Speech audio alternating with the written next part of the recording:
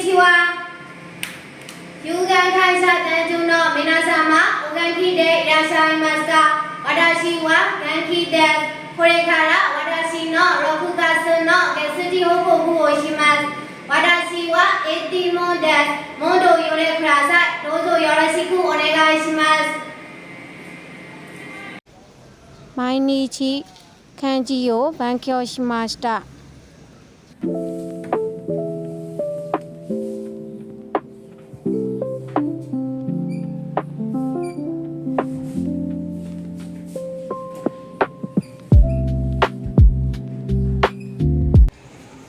漢字のテストを受けました。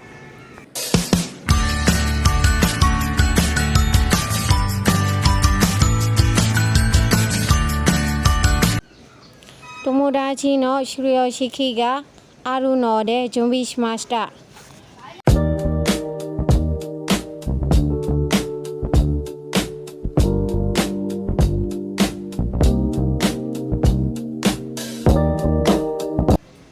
友達の修了式に楽しく参加しました。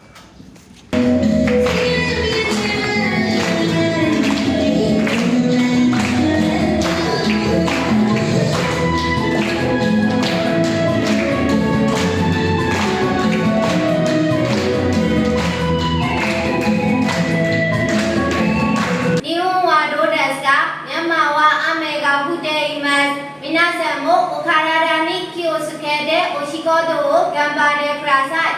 私も頑張っています。